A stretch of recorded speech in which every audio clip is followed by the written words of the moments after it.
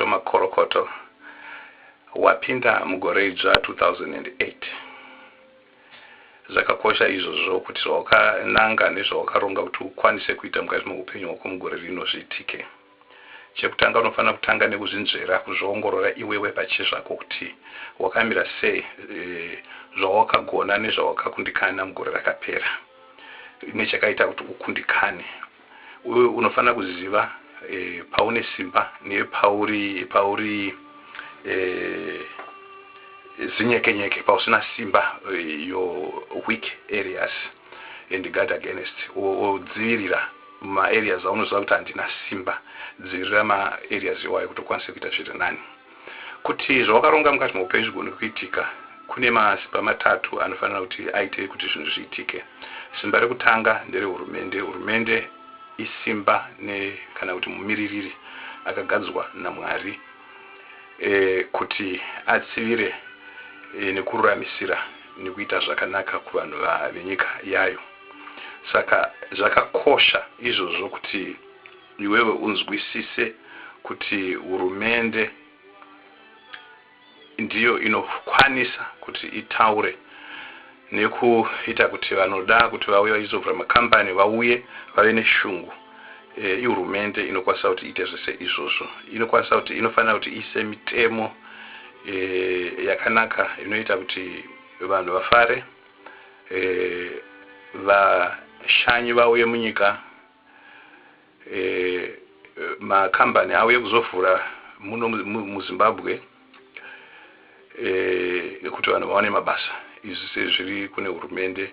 Izvizhinji zvinokwanisa kuti zviri kune hurumende. Inofanira kuti ipe zvinhu zvidiki diki zvakafanana nekuona kuti iwe wakachengeteka, iwewe pachezvako uri kuwana zvekudya, une chekufambisa, uye utano hwako wakamira zvakanaka. Izvi ibasa rehurumende.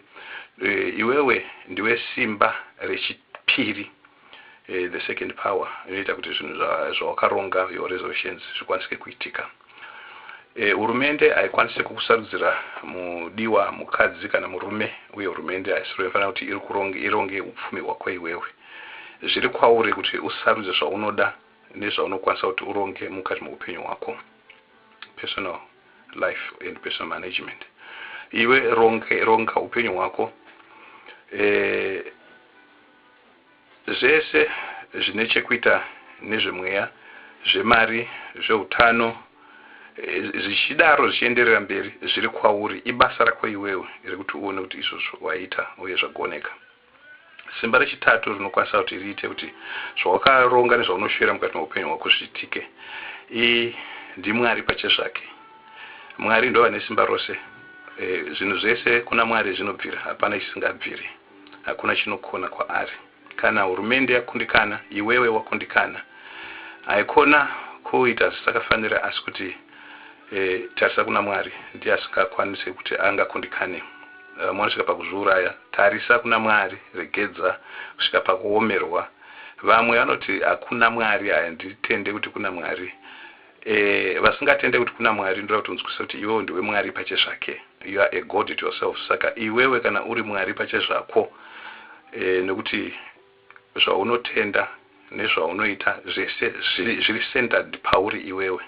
Kana wazokundikana, ndoda kuembera kuti tarisa kuna Mwari ane simba rese akasika denga napasi. Anokwanisa kuti akubatsire nekuti kuti upenyu hwako hupfuurire mberi uve nani. Uye kana kwauya kuna Mwari haakwanisa kuti akurase. Hurumende inokundikana, vanhu tinokundikana, hama neshamwari dzinokundikana, asi Mwari haakwanisa kuti akundikane. Ndozvandiri kuti inini nemasimba matatu iwaya aya ari in action. Zvawakaronga zvaunoshuva mukati muupenyu zvinokwanisa kuti zviitike. Ndotenda nemuteerera kwenyu. Ivai negore rinofadza, gore rekubudirira. Mwari akuitirei zvakanaka. Ndatenda.